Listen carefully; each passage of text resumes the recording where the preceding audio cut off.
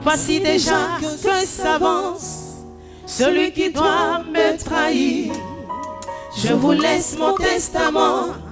Encore une fois, je veux vous dire, aimez-vous. Ok, on prend nos Bibles. On va beaucoup lire. On commence par 1 Samuel, le chapitre 18.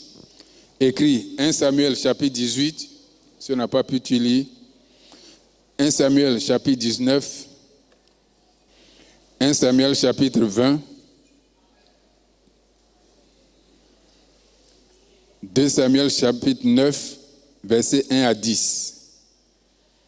Donc 1 Samuel 18, 1 Samuel 19, 1 Samuel 20, 2 Samuel, chapitre 9, versets 1 à 10. Ruth, chapitre 1, versets 16 et 17. Ruth, chapitre 1, versets 16 et 17. 2 Rois, chapitre 4, versets 8 à 11. Et versets 14 à 17. 2 Rois, chapitre 4, versets 8 à 11, versets 14 à 17. Donc 1 Samuel 18, 1 Samuel 19, 1 Samuel 20, 2 Samuel 9, 1 à 10, ça concerne David et Jonathan. Ruth 1, versets 16 et 17, ça concerne Ruth et Naomi. 2 Rois, chapitre 4, verset 11, 8 à 11 et 14 et 17 concernent la femme sunamite et Élisée. Je vous donne comme exercice d'aller chercher aussi 2 personnes comme ça. Lorsque nous allons lire, vous allez comprendre. Et un autre exercice, c'est le cas de Naaman et la servante juive. Avant qu'on lui dise d'aller plonger cette fois-là, il y a eu quelque chose. Trouve ce verset, puis tu mets là.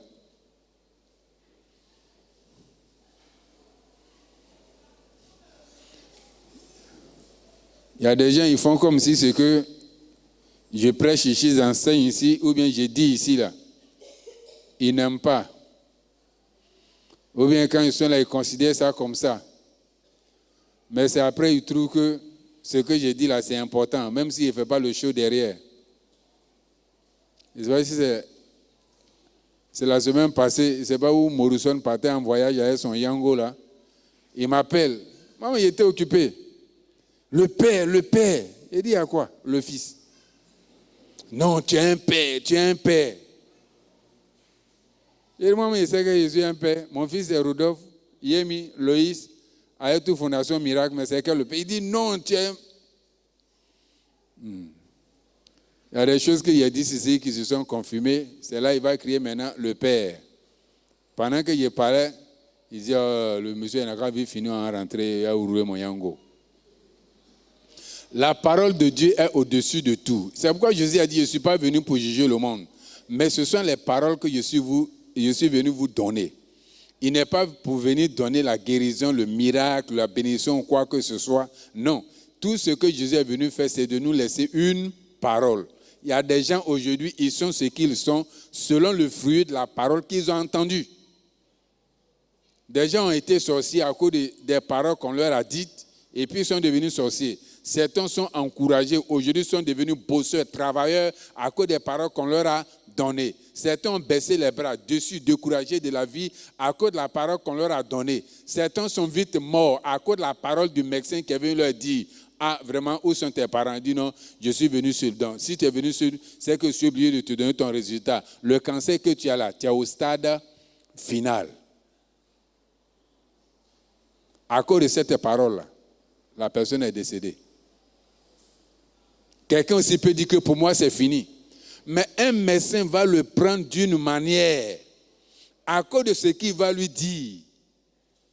Sans médicament, même la personne sera galvanisée, la personne sera guérie, à cause de la parole. Nous sommes les fruits de la parole, et surtout de nos propres paroles. C'est pourquoi Pierre pouvait lui dire, mais les autres ont fui, à cause de quoi?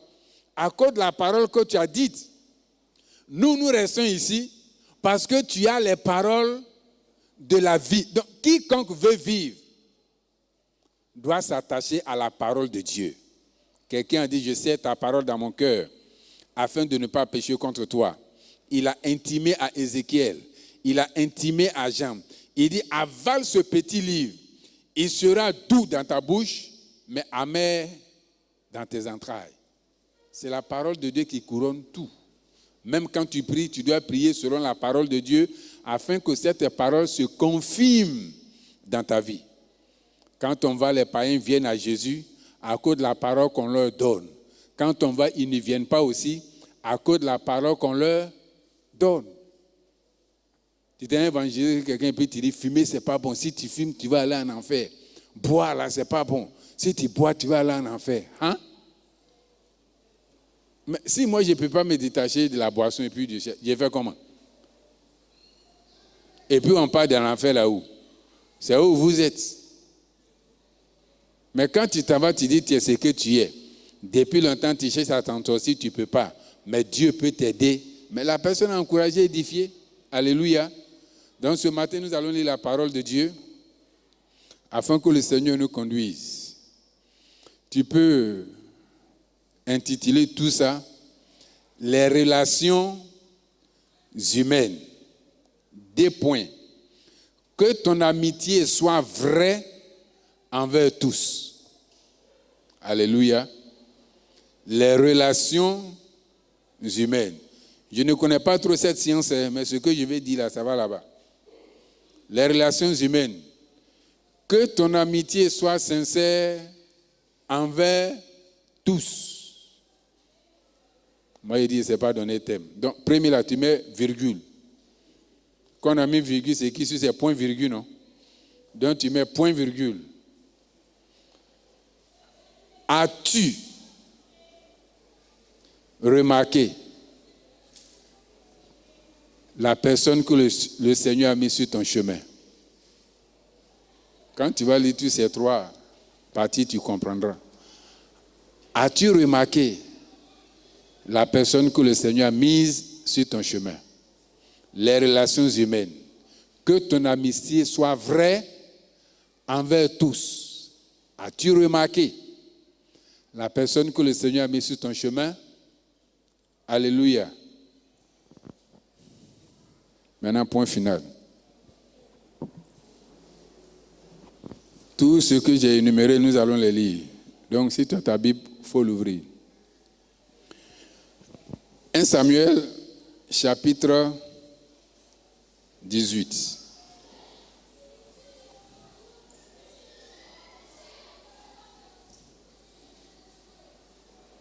Écoutez très bien. Tous les noms que j'ai donnés, je les ai donnés 2-2. Donc prêtez attention. David avait achevé de parler à Saül, et dès que l'âme de Jonathan fut attachée à l'âme de David, et Jonathan l'aima comme son âme. Ce même jour, Saül retint David et ne le laissa pas retourner dans la maison de son père. Jonathan fit alliance avec David parce qu'il l'aimait comme son âme. Il ôta le manteau qu'il portait pour le donner à David et lui donna ses vêtements, même son épée, son arc et sa ceinture. David allait et réussissait partout où l'envoyait Saül. Il fut mis par Saül à la tête des gens de guerre et il plaisait à tout le peuple, même aux serviteurs de Saül. Alléluia. Je veux que vous remarquiez déjà quelque chose. On va nous parler de 3 personnes, mais il y a 2 personnes qui nous intéressent bien. Je vous ai dit que dans cette première partie, il s'agit de David et de Jonathan. La Bible dit que quand les 2 se sont rencontrés, ils se sont rencontrés à quelle occasion? C'est lorsque toute une armée des Philistins a effrayé l'armée de Dieu. Pendant combien de temps? Et c'est un petit mignon. La Bible déclare qu'il était joli de visage. David est venu et il a tué Goliath. Le roi lui-même était caché quelque part, apeuré, parce qu'à l'un temps, c'est le roi qui était à la tête. Donc il était avec sa troupe. On dit petit David, il peut faire la chose. Et il a dit, celui qui fait la chose, tue ce type-là, on va lui donner la fille du roi, et après, on va affranchir des impôts, de toute taxe à sa famille en Israël. Alléluia. Le petit, il est allé, il s'est appuyé sur Dieu, il a tué Goliath. La Bible dit qu'après cela, il a rencontré le fils du roi. Sachez d'abord que le roi, il n'est pas aimé de Dieu. Dieu l'a donné par contrainte.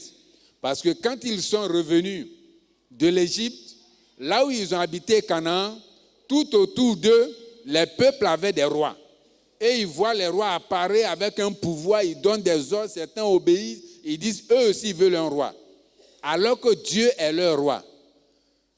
Le serviteur de Dieu a dit non, ce que vous êtes en train de faire là, c'est pas bon. Vous n'êtes pas comme les autres peuples.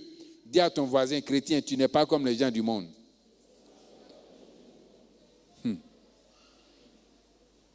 On veut donner quelque chose à quelqu'un, à une chrétienne, et puis la chrétienne dit, non, moi je veux telle chose, parce que en Afrique ici, là, c'est comme ça. Une chrétienne, elle ne donne pas des raisons de chrétienté, mais des raisons africaines.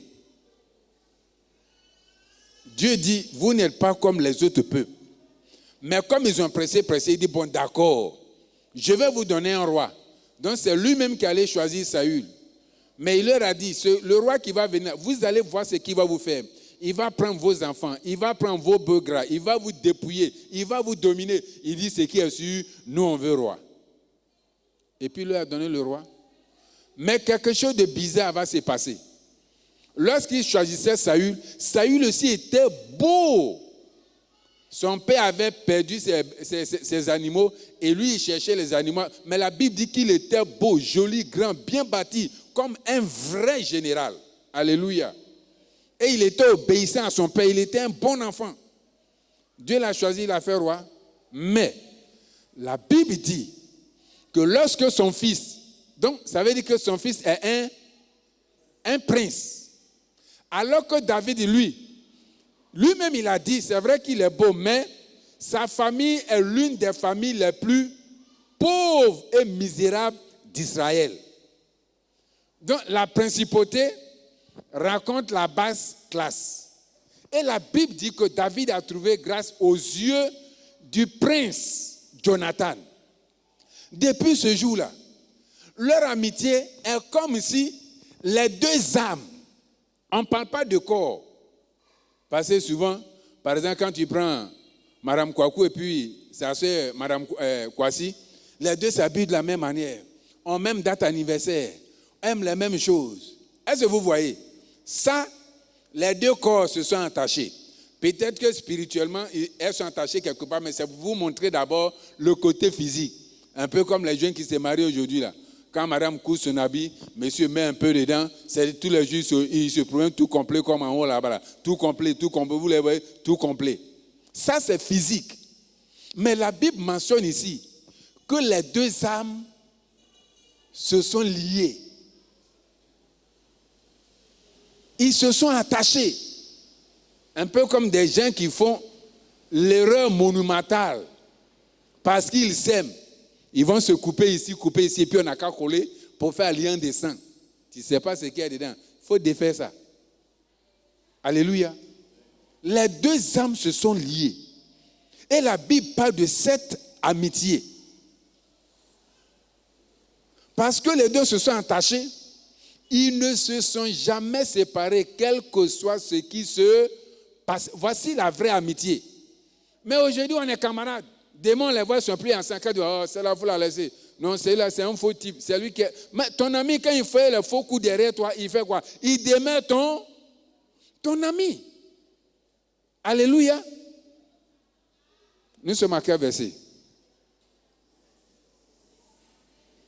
On a quel verset? Ou bien tu es plongé comme moi? Verset 6. Comme il revenait lors du retour de David, après qu'il eut tué le Philistin, les femmes sorties, écoutez très bien ici, les femmes sorties de toutes les villes d'Israël au devant du roi Saül en chantant et en dansant au son des tambourins et des triangles, en poussant des cris de joie. Les femmes qui chantaient se répondaient les unes aux autres et disaient, Saül a frappé ses 1000, écoutez, et David c'est 10 000. Saül fut très irrité et cela lui déplut. Il dit, on en donne 10 000 à David et c'est à moi qu'on leur donne les 1000. Il ne lui manque plus que la royauté. Et Saül regarda David d'un mauvais œil à partir de ce jour et dans la suite. Regardez bien. Vous avez entendu? Le prince aime le sujet.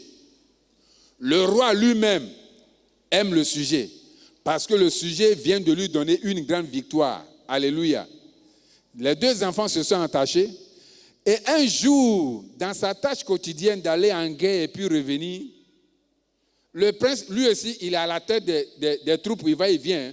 Mais les victoires de David sont très éclatantes.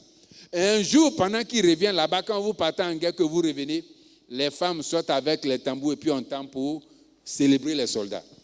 Et dans la célébration, la Bible mentionne que c'est le pacpatoya des femmes là. Au lieu de dire victoire Israël, on dit, c'est le chant de la fille là, comment elle s'appelle là? Quelque chose là, là. Faut quitter, voilà le garçon qui arrive maintenant. On dit, Saül, il faut quitter. Tu nous as blavé avec tes petites victoires. Mais voilà vraie victoire. Saül, le roi, a tué 1000. Le petit beau David a tué 10 000. La Bible dit après cette phrase, le roi était dans le royaume et au palais et puis il entend les gens chanter. Ah! David a tué 10 000. Saül a tué 1000. David a tué 10 000. Et puis ça danse. La Bible dit, le roi a dit, quoi? C'est à moi on donne 1000. Et puis au petit on donne 10 000. Mais il lui reste quoi? Mon trône et puis c'est fini.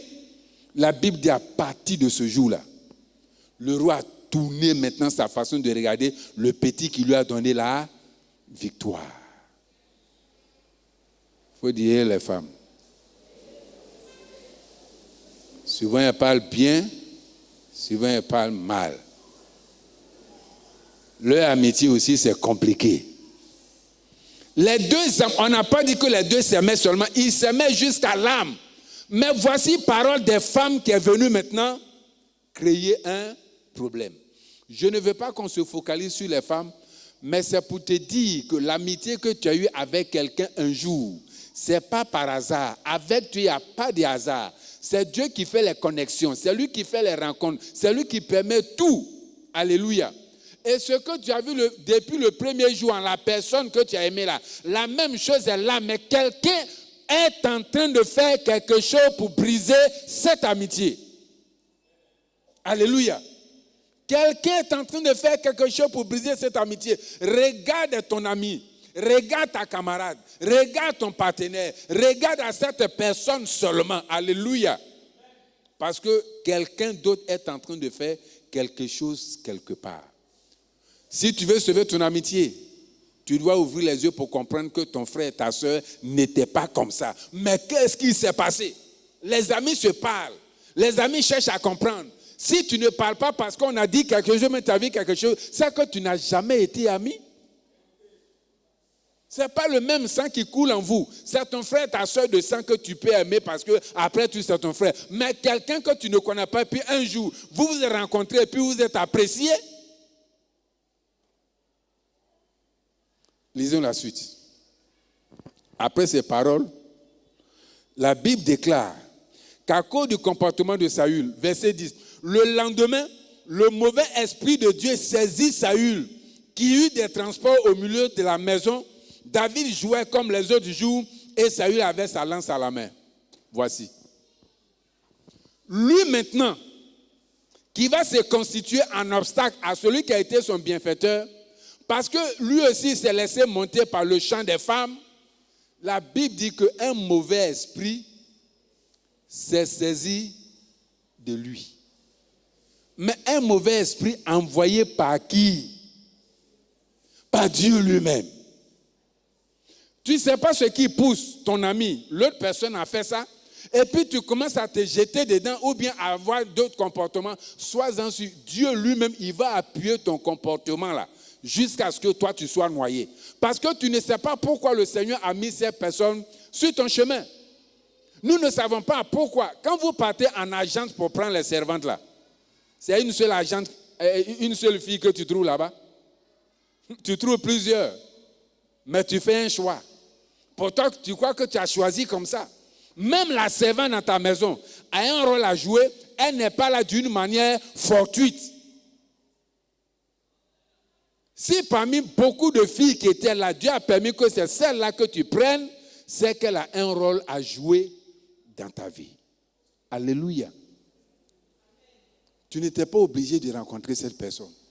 Vous aussi qui êtes les servantes là, il y a beaucoup de maisons. Des maisons on paye SMIC en Côte d'Ivoire. Dans la maison aussi, nous autres là, on divise SMIC là en 10.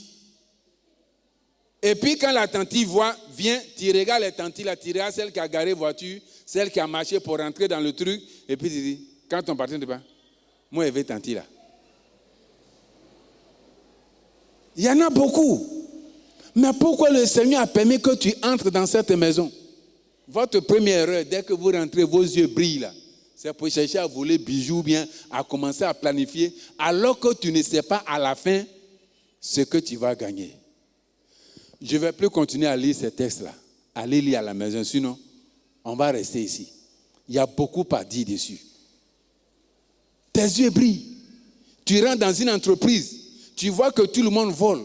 Je ne sais pas, le comptable là, il ne sait même pas contrôler l'argent. On peut voler l'argent facilement. Tu tombes dessus, tu as volé 15 millions, tu as volé 20 millions. Toi, tu crois que tu as pris. Mais tu ne sais pas pourquoi le Seigneur t'a envoyé là-bas. Peut-être qu'au finish, tu vas gagner plus que ça. Tes yeux brillent seulement sur ce que tu vois. As-tu remarqué la personne que Dieu a mise sur ton chemin? Des gens, on leur propose un travail. À première vue, ce travail-là, ça ne correspond pas à leur diplôme. Ça ne vaut rien. Pourquoi? Parce que dans l'immédiat, la personne a besoin de 300 000. Alors que le salaire qu'on lui propose là, c'est 50 000. Sous la pression, la personne va vouloir peut-être rejeter ça. C'est à cause de ça que je vous ai dit, le premier don spirituel qu'un chrétien doit chercher, parce que la Bible dit que nous devons connaître tous les dons, aspirer aux dons, mais aspirer aux dons les meilleurs. Et Paul dit pour lui meilleur là, c'est quoi? Paul dit pour lui meilleur là, c'est quoi? Le don de prophétie. Parce qu'il dit quand il cherche le don de parler en langue, quand tu parles en langue, tu dis des mystères à Dieu, mais tu t'édifies toi-même. C'est pourquoi si tu ne parles pas en langue, il faut chercher à parler en langue. Mais il dit quand tu prophétises pas pour toi, mais tu prophétises pour bénir l'autre. Est-ce que tu as une fois pris le micro? Oh, je suis l'Éternel, l'Éternel m'a béni, l'Éternel m'a... Tout ce que tu prophétises là, c'est en faveur de l'autre. Donc lui il dit, c'est ça le meilleur. Mais moi j'ai dit, le don, le meilleur, c'est le don de discernement. C'est parce qu'on n'a pas le don de discernement qu'on a détruit toutes nos relations. Alors que des relations sont venues dans nos vies, Dieu voulait les utiliser pour nous propulser dans notre destinée prophétique, pour nous propulser à atteindre notre objectif. Je vous dis, Dieu est béni. Il peut faire descendre la bénédiction du ciel. Ça, c'est rare. Mais quand il veut bénir, il bénit par celui qui l'a fait à son image et à sa ressemblance. Il bénit toujours par un homme. Donc, quand un homme vient dans ta vie comme ami, discerne. Discerne. Alléluia. Aujourd'hui, nos objectifs ne sont pas atteints parce que la personne que Dieu a mise sur notre chemin là, on n'a pas discerné que c'est lui que Dieu a envoyé pour nous aider. On l'a maltraité. On a tout fait. Aujourd'hui, on a coupé cette chose. Alléluia. Et on est en train de continuer de prier pour chercher. Jésus a dit, oh Israël, si seulement tu avais su le jour où ton Dieu t'avait visité, la personne qui devait t'aider avoir cette bénédiction-là, Dieu l'a déjà fait passer devant toi. Mais tu n'as pas remarqué.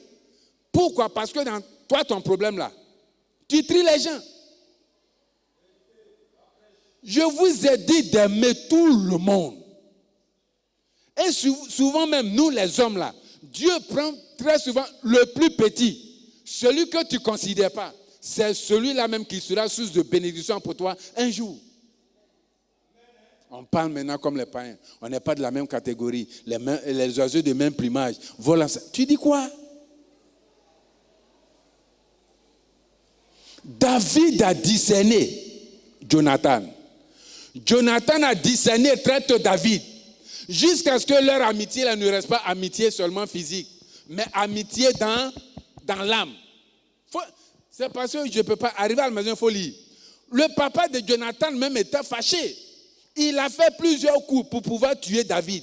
Parce qu'il dit avec la victoire de David, et ce que les femmes ont dit là, tout ce qui lui reste là, c'est de prendre son trône. Donc tous les jours, il soupçonne David de pouvoir prendre son trône. Pourquoi? Parce que plusieurs fois, il a fomenté des coups qui ne devaient pas échouer, mais ça a échoué. Et la Bible dit que Saül a remarqué que Dieu est avec David. Mais son problème, s'il est avec David qui veut le tuer, il sait que Dieu va le protéger. Donc la Bible dit que maintenant, il a fait quoi? Il s'est séparé de David. Et il a demandé à ce que chaque fois quand il y a guerre, David n'a qu'à quitter son camp pour aller en guerre. Et la Bible mentionne qu'en faisant ça pour lui, le mettre devant les Philistins allait le tuer. Mais Dieu était toujours avec David. Mais une fois même, son papa voulait le tuer.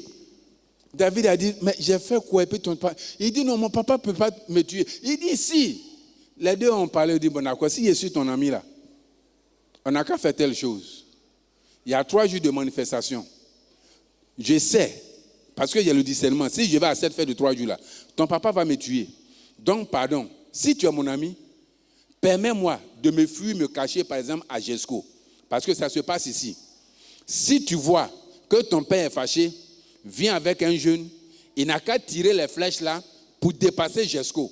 En ce moment, ça veut dire que tu me dis de me fuir.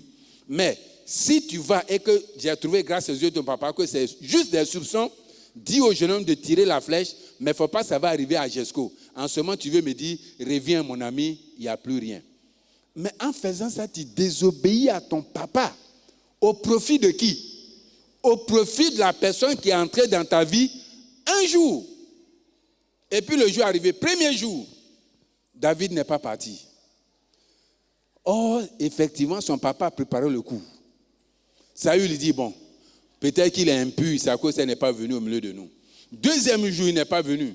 Il plonge sur son fils. Il dit, dis-moi où se trouve le fils d'Isaïe, David. Il dit, non, papa, il m'a demandé la permission parce qu'il y a un sacrifice dans leur famille. Et je lui ai permis. Il dit, enfant indigne, tu fais la honte de ta mère. Et, maman Yako, quand c'est bon, c'est pour nous. Quand c'est pas bon, c'est ta maman. Il dit, tu fais la honte de ta mère. Débrouille-toi pour m'envoyer David ici aujourd'hui, je vais le tuer. Il est rentré dans la brousse. Il a dit au petit, tire la flèche. Ça n'a qu'à dépasser David. Quand il a tiré, ça a dépassé. David dit, voilà ce qu'il t'a dit. En même temps, il a rejoint. Il dit, ah, tu as eu raison. Il faut fuir, sinon mon papa va te tuer. Fais gaffe. Il s'est enfui. Le père a crié sur son fils. Il l'a insulté. Mais ça ne vient pas d'eux-mêmes. L'amitié vient de Dieu. L'amitié, c'est l'amour. Et l'amour vient de Dieu. Et parce que Dieu a vu qu'il manifeste l'amour, il a été toujours avec eux. Bref, Jonathan a été source de bénédiction pour David, dans leur amitié, malgré ce qui s'est passé et venant de qui? Du père lui-même. Jonathan a protégé David jusqu'à la fin. David aussi a été source de bénédiction de Jonathan. Il a été toujours avec lui. Les deux se sont entraidés, quel que soit ce que les parents faisaient, ils savaient comment protéger leur amitié. Jusqu'au dernier kata, qui est le kata summum, 2 Samuel chapitre 9 que nous allons lire. Lisons. On va sauter les autres. Arrivez à la maison, lisez tout ce que je vous ai donné. 2 Samuel, le chapitre 9. J'ai dit du verset 1 au verset 10. Je lis. Maintenant, Jonathan et son père, le roi, sont morts à la guerre. Le petit David, c'est pourquoi j'ai dit, il faut faire attention à ce qui sort de ta bouche. Saül ne savait même pas ce que Dieu faisait contre lui, de lui. Mais il a dit, si on dit que j'ai tué 1000 et puis le petit a tué 10 000, tout ce qui lui reste là, c'est quoi? C'est la royauté. Voici maintenant la parole qu'il a dite vient de s'accomplir. David vient de prendre maintenant la royauté. Et nous lisons. David dit, reste-t-il encore quelqu'un de la maison de Saül pour que je lui fasse du bien à cause de Jonathan? Même après la mort, l'amitié continue. Il y avait un serviteur de la maison de Saül nommé Siba, que l'on fit venir auprès de David. Le roi lui dit, es-tu Siba? Il répondit, ton serviteur.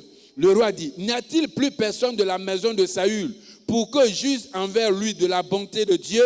Et Siba répondit au roi, il y a encore un fils de Jonathan perclus des pieds. Le roi lui dit, où est-il? Et Siba répondit au roi, il est dans la maison de Maki, fils d'Amiel, à Lo-Débar. Le roi David l'envoya chercher dans la maison de Maki, fils d'Amiel, à Lo-Débar.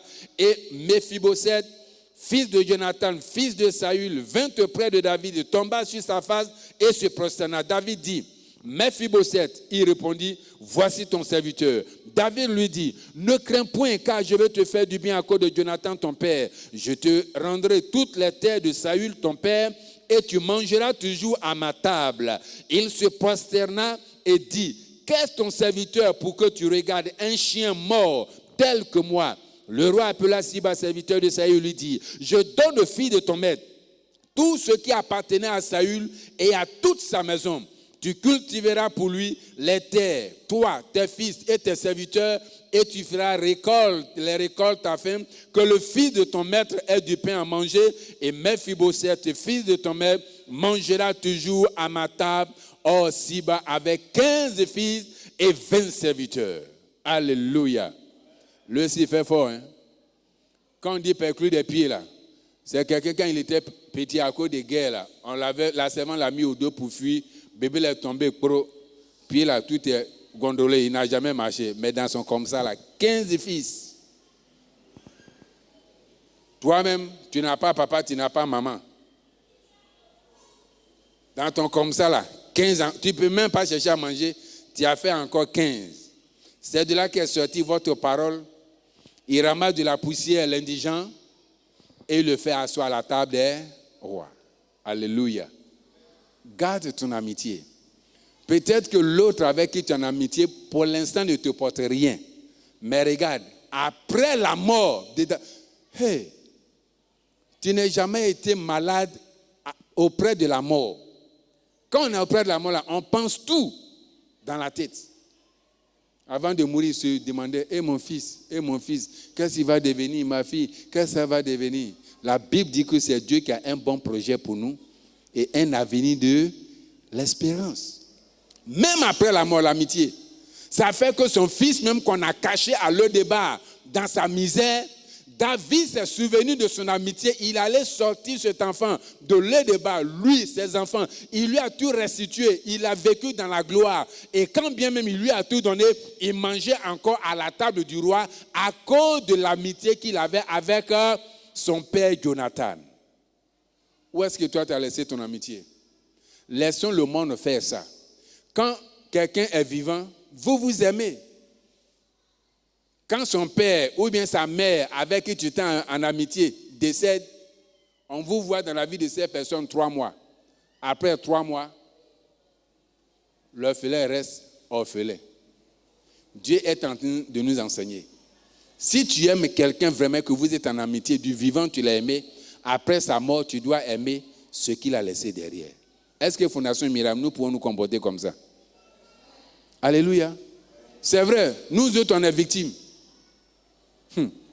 Qu'est-ce que les gens m'ont pas dit? Les neveux de mon papa, non, ses cousins. Ah non, quand mon papa fait, eux tous ils m'aimaient, eux tous, il n'y a même pas un. Quand Cadavre même était encore là, moi-même j'étais étudiant. Mais comme un enfant doit enterrer son papa, on vient me dire, moi, le plus grand, de voir mes petits frères, on va payer le cercueil de mon papa qui fait 600 000. J'ai dit, je suis étudiant, il ne travaille pas. Alors que quand mon père était là, en sa présence, c'est là on vient me faire cadeau pour aller à l'école, pour dire que non, t'en veux dire, on avait lui. Mon papa aussi faisait tout pour eux. Son cadavre est là, étudiant. Moi, l'aîné, je suis étudiant. Les autres là sont élèves. Nous, on n'a qu'à payer cercueil, 600 000. Alors que quand il mourait sous la natte, les mêmes personnes sont allées prendre 600 000 francs dans le sachet. Ça, c'est cash. Ils ont ça, nous, on n'a qu'à payer. Il y a une là même, non, calme-toi. Ne vous en faites pas, si votre papa n'est plus là, moi, il prend soin de vous. Il dit, il a compris. Quand on a dit ça, ça n'a pas fait 4 mois, attends, on est parti. Rentrée scolaire arrivée. Je suis parti pour dire, bon, je m'en vais à l'école. Si tu peux me donner. Elle rentre, elle me donne. Non, je dis, il ne pleure plus. Elle me donne 20 000 francs. J'étais en année de BTS, 20 000 francs. J'ai dit, bon d'accord, donne-moi la carte d'identité de mon papa. Je ne te donne pas, je ne te donne pas. Mais tu as pas carte d'identité pour faire quoi encore? C'est pas toi qui disais il y a 4 mois. Ne vous souciez pas ainsi, mais je vais prendre soin de vous. Hein? Mais ce qu'elle ne sait pas. Dès que le vieux est tombé net, je suis rentré dans la chambre. Tout ce que j'ai pris, il a un petit sachet où il met les extraits de naissance des enfants. Sa carte d'identité verte qu'il venait de faire là. J'ai enlevé ça d'abord et puis il a pris les jugements. Fiou, à terre est parti. Donc quand je lui ai dit, donne-moi carte d'identité, puis elle dit, je ne te donne pas là. Elle ne sait pas que c'est carte d'identité jaune de Bédier ou bien de qui là, elle avait. Donc j'ai commencé à sourire. Je suis arrivé à la gare, j'ai mis 20 000 là dans l'enveloppe et puis j'ai écrit petit lettre pour dire, c'est vrai, l'argent que tu m'as donné, c'est beaucoup, mais comme j'ai beaucoup de petits frères derrière là, il faut prendre pour leur donner pour leur école.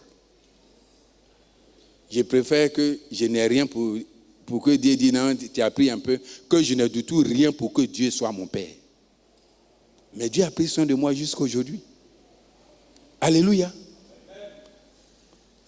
L'alliance que tu avais avec ton frère, puis ton frère est parti. Avant de partir, tu as ouvert la bouche parce qu'il est couché là pour qu'il entende que ça est où? La Bible dit que nous sommes des chrétiens, de marcher avec une pensée comment? Renouvelée, soyez renouvelés dans l'intelligence. Alléluia. David, après la mort de Jonathan, l'amitié a continué. Il a cherché à aider son fils autant qu'il peut. Alléluia. Que ton amitié ne soit pas hypocrite. Sinon, tu vas payer sa cash. Tu crois que c'est à ton ami que tu es en train de faire du mal, ils sont en amis et puis ils se jouent encore des coups. Ça, là, ce n'est pas amitié. Les amitiés vraies existent. Dieu met quelqu'un auprès de toi pour que cette personne soit source de bénédiction pour toi. Voici, même après la mort, jusqu'à aujourd'hui, à cause de ça, on parle toujours de David. Toi, tu veux qu'on parle de toi, non?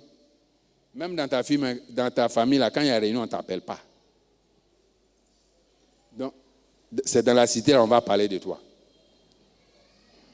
On peut atteindre les mêmes objectifs et plus que le monde.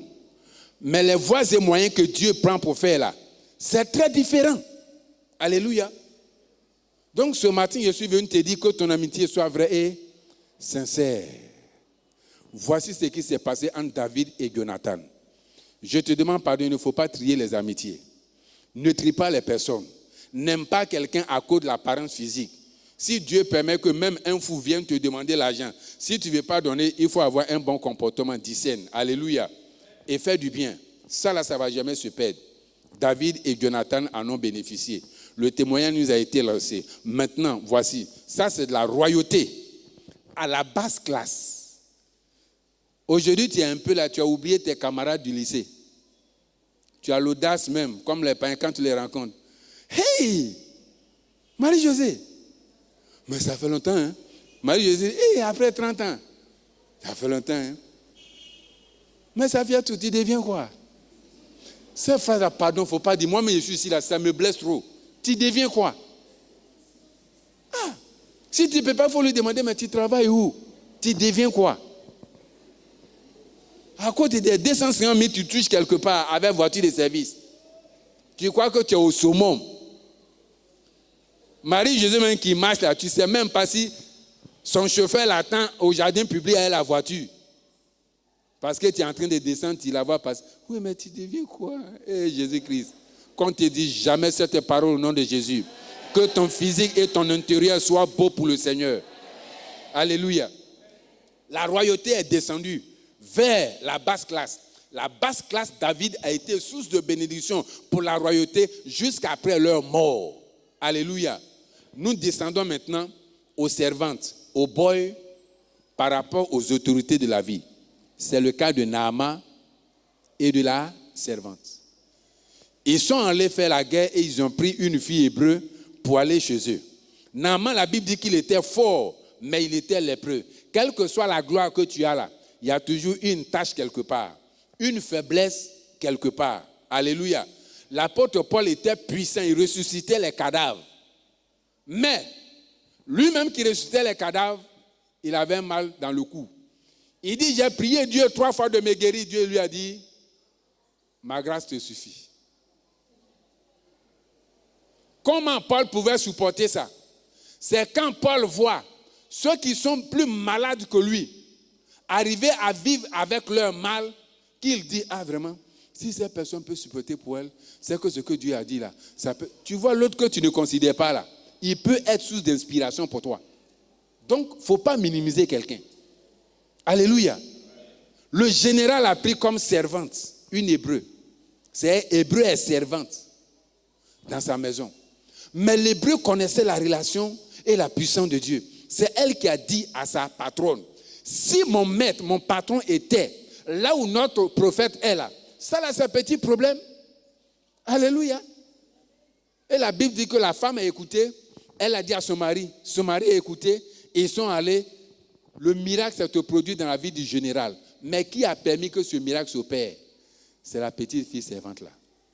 C'est la servante là qui a permis que son patron ait le miracle. Alléluia. Donc considérons tout le monde.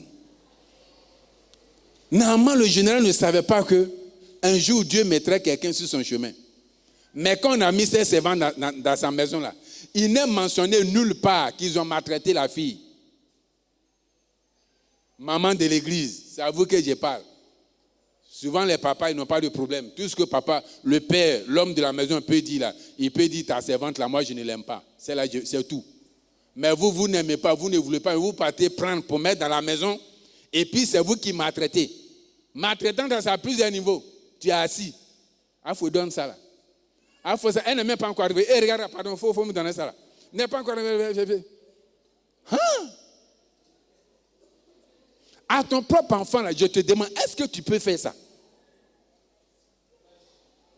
L'argent, là, tu donnes combien? Tu donnes combien? La bonne relation que ces boss ont eue avec la petite fille, là, ça a produit le miracle dans leur vie. Tu ne sais pas pourquoi Dieu l'a envoyé dans ta maison. Tu ne sais pas pourquoi Dieu a envoyé ce petit enfant dans ta vie. Dans la cité, quand tu sors là, tu vois un petit garçon toujours qui te fatigue, qui est toujours sale habillé. Est-ce que tu t'es demandé pourquoi chaque jour quand tu sors, tu vois cet enfant sur ton chemin? Tu t'es demandé? Et pourquoi Dieu permet que tu vois cet enfant dans cet état toujours? Dis à ton voisin, est-ce que tu as remarqué la personne que Dieu a mis sur ton chemin? Aime tout le monde. Alléluia. Ça, c'est du boss à la servante esclave. Maintenant, je parle encore aux femmes. Nous descendons maintenant dans le cas de Naomi et de Ruth. La belle-mère et la belle-fille. L'ancienne génération et la génération 5G. Regardez le comportement de la belle-mère. Parce qu'il y a des belles mamans ici aussi. Regardez comment elle a traité ses 2 filles. Elle a tellement bien traité ses 2 belles filles, à tel point que quand ces 2 garçons sont morts, les 2 belles filles se sont levées pour dire, si à cause d'un garçon, on a régné le nom de notre papa, pour porter le nom de garçon, tu nous as bien traités. À cause de cela, on est prêt à changer notre village pour aller dans votre village. À être, à partir d'aujourd'hui, sans mari, sans couverture, à être avec toi aussi qui n'a plus mari parce que ton mari est décédé. On va aller. Mais avant que ces deux ne décident de partir là, ça veut dire que la belle-mère les a bien traités. Elles ont su vraiment que Dieu a envoyé quelqu'un dans leur vie.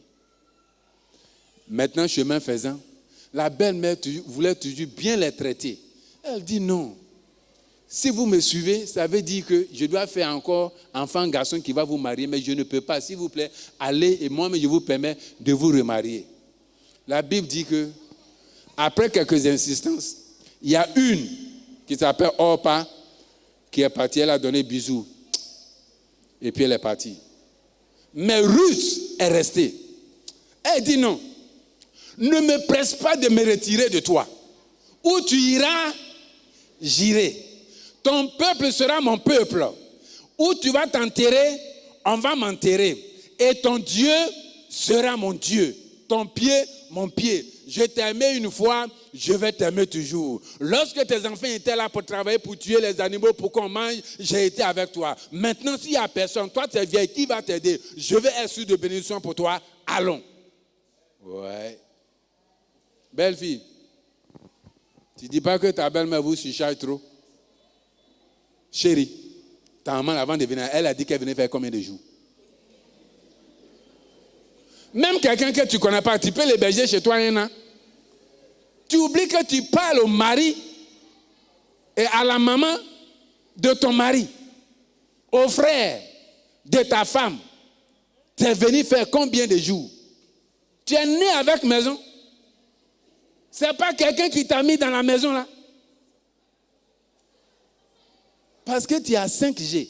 Bible n'a pas son 5G. Hein? Elle était, elle est, et elle sera. Nous sommes les enfants de Dieu. On n'est pas les enfants du monde. Notre problème, c'est que nous voulons faire les choses comme le monde fait. Alors que le monde sait le faire. Nous, on ne sait pas faire. Quand ça va faire là, on glisse. Pas un chef femme tous les jours, tu ne vas jamais l'attraper. 10 ans. Toi, il faut glisser. Pendant que tu es en train de frapper, là, il y a un chrétien qui t'a déjà pris photo. Parce que ce n'est pas notre ensemble de définitions. Alléluia. Regardez comment la belle-mère a été bien avec les belles filles. À tel point que la belle-fille aussi a été source de bénédiction. C'est la vieille là. C'est elle qui a fait que Ruth a été l'arrière. Tu as un enfant, non? Tes enfants font la fierté, non?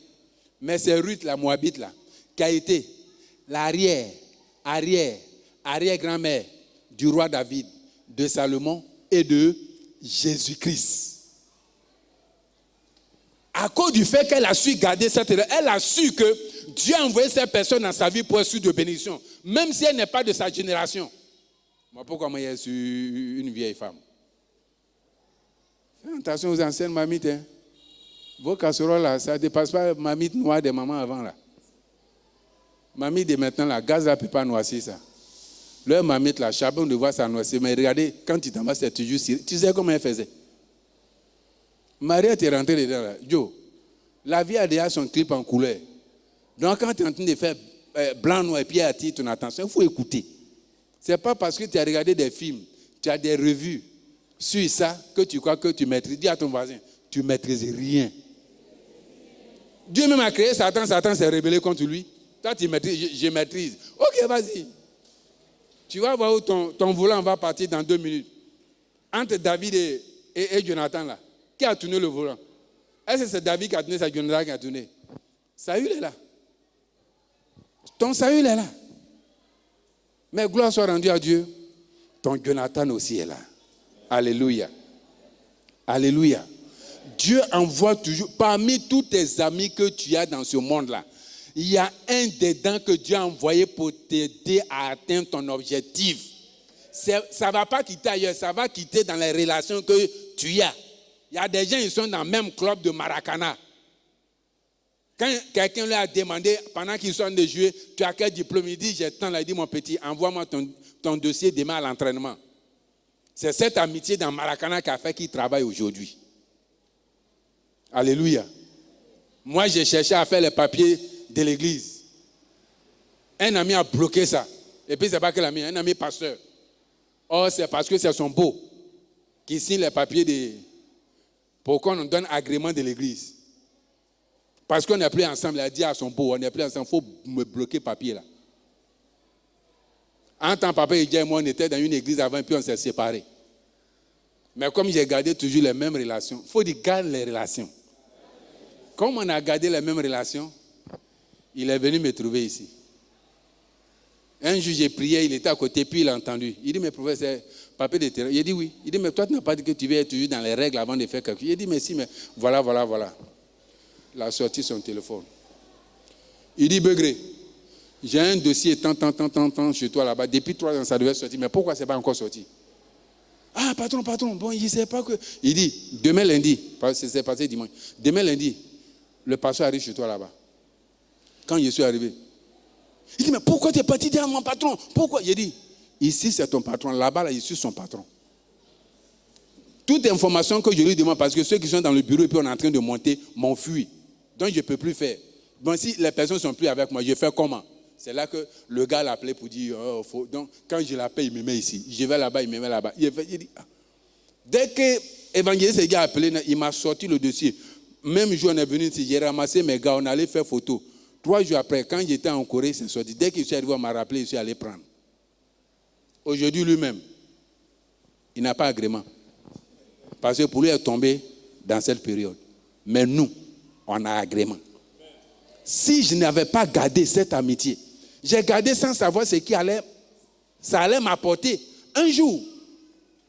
Aujourd'hui, c'est prêt, on peut faire du bruit, mais quand les gens viennent et puis ils se rendent compte, et puis ils voient notre numéro d'agrément là, il faut un peu doucement avec nous. Parce que le policier lui-même, il dit, quand on vient, et puis vous n'avez pas agrément là, Dieu même, il est derrière la loi avec nous. On est fort comme ça.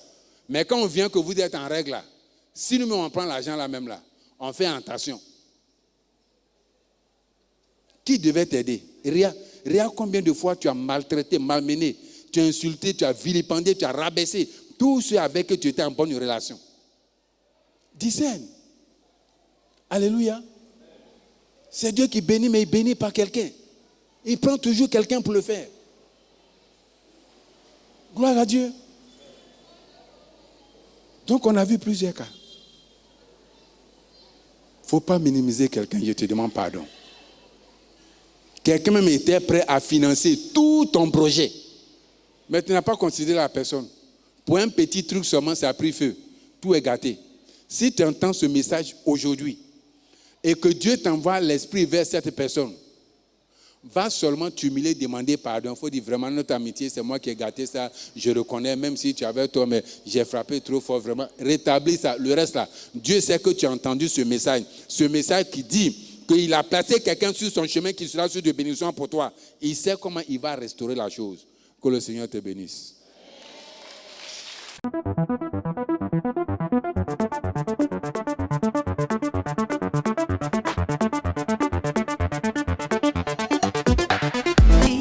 Voici déjà que s'avance celui qui doit me trahir. Je vous laisse mon testament. Encore une fois, je veux vous dire, aimez-vous.